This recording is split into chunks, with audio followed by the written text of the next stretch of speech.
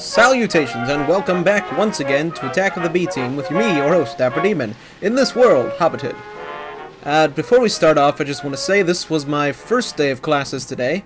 I just had my first class, American Sign Language, because I needed a foreign language, and I'm frankly not that fond of Spanish at this point. I've tried to take it in high school and didn't quite like it.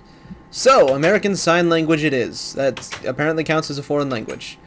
Today, we are going to be experimenting a little more with advanced genetics, and I want to show you a couple of things that I've been, sort of working on.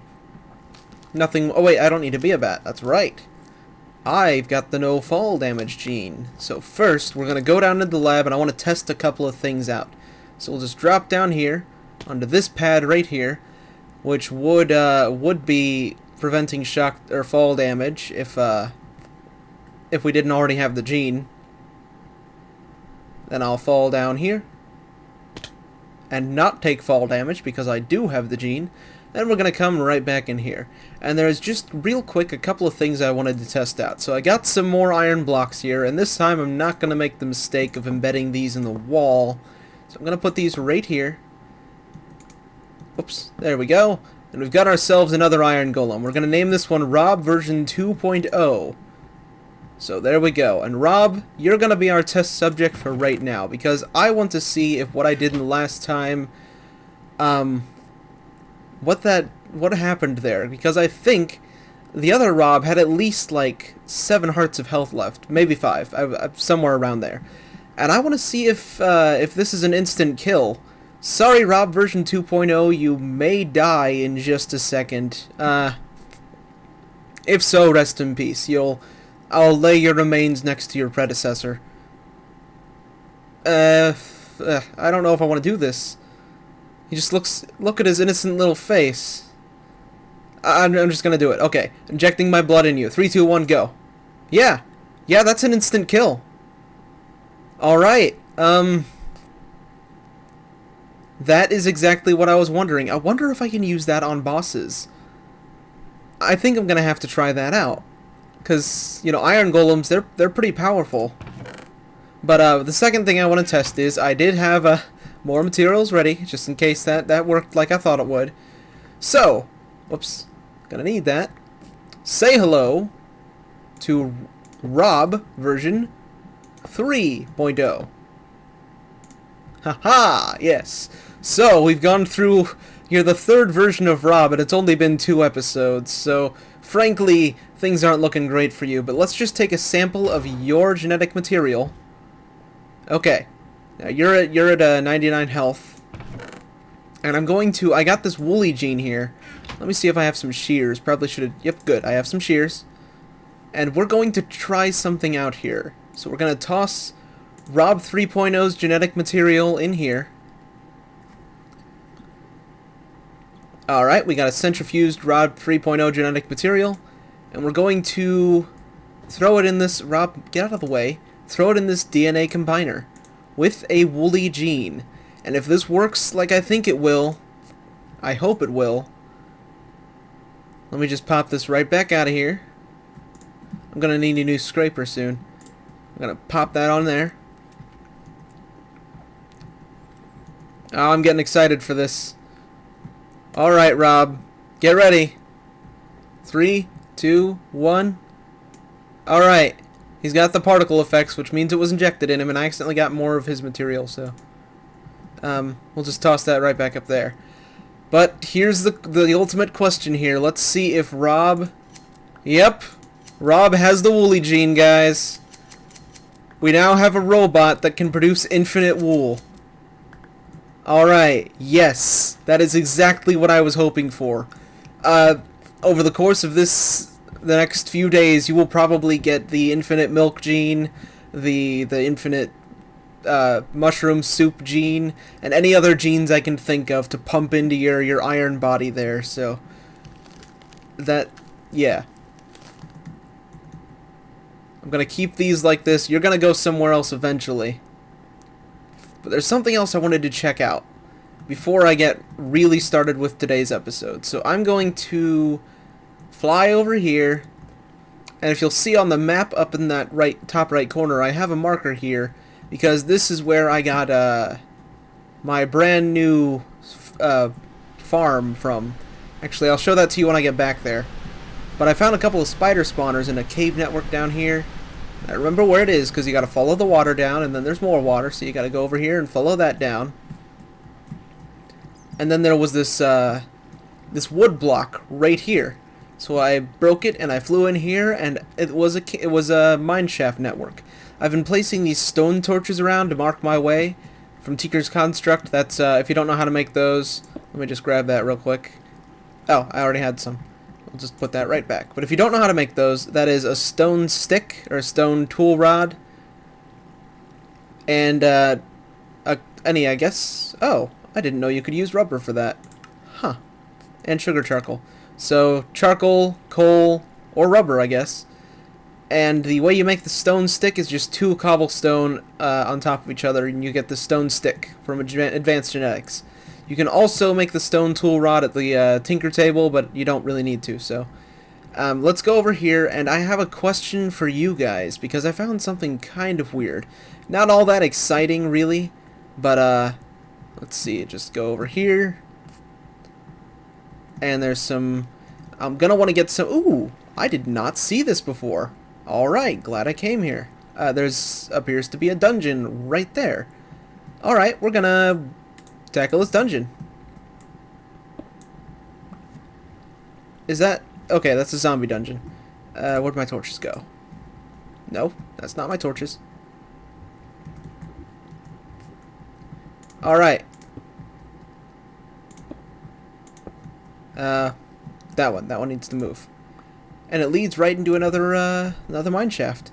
Okay, I'm gonna have to explore some of this on my own. I've got a punch, I've got... that's for bows, I've got 2 dragon eggs, and 2 white stones, whatever those are. Name tag and a safari net, so we're gonna take those back to base, but that's not what I wanted to show you guys. That's just a little something extra. So if I come over here, it's over here, and then I take... No, I keep going forward right here.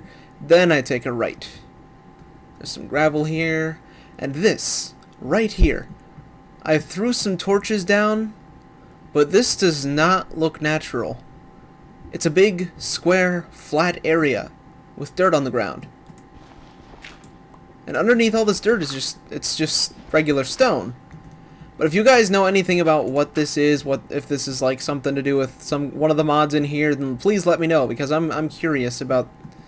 I wonder if it's just a weird natural terrain generation thing, or if this is something to do with something else. But that's all I came over here for. So I'm gonna go back to base. I'm gonna take care of a couple of things, and I'm going to meet you guys again when I'm done with that. So see you there. Alright, so we're back at the base, and I just want to put... Actually, I guess I should have gone down there first. Let me just switch into... Actually, I wanted to try a new morph I've got here. This jungle spider. These guys are only half a block high, and I'll show you what that means in a later episode, probably. But oh, I can't get back up there from here. Whoops. Okay, that was my mistake. Yeah, I'll show you the jungle spiders in a later episode and what it means that they're only a half a block high, how useful that can be. But for right now, I just wanted to do that, and I wanted to show you the new area of this. See, if you remember before, this switch right here and that ramp right there, that is the witch spawner. So we'll turn that light off, and the witches should just start dropping right out of there. And there we go, we got the witches. And this thing will just kill them and send their mob essence up to the spawner up there. Ooh, that battery needs recharged. But the new one over there, that is a... cave spider spawner. Yeah, alright. So, I had a little bit of an issue with that because the ceiling broke into the ground upstairs above our lab here. And that was an issue because it was nighttime. So I had a bunch of little poisonous spiders spawning right outside my cave here. And they're small enough to crawl under there and come on in here. So that was, yeah, that was fun.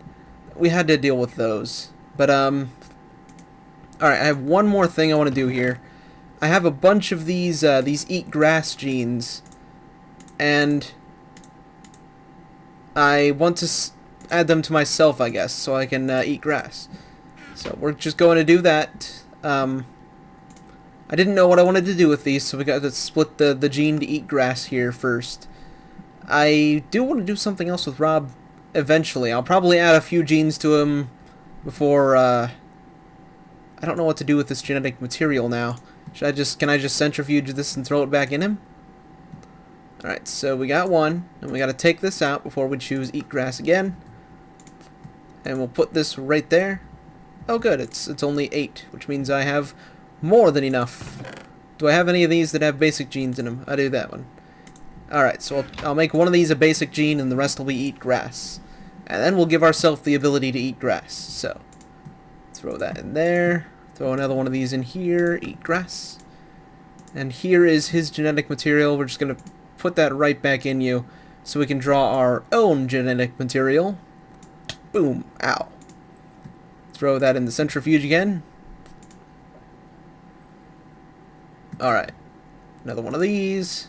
Eat grass. Eat grass.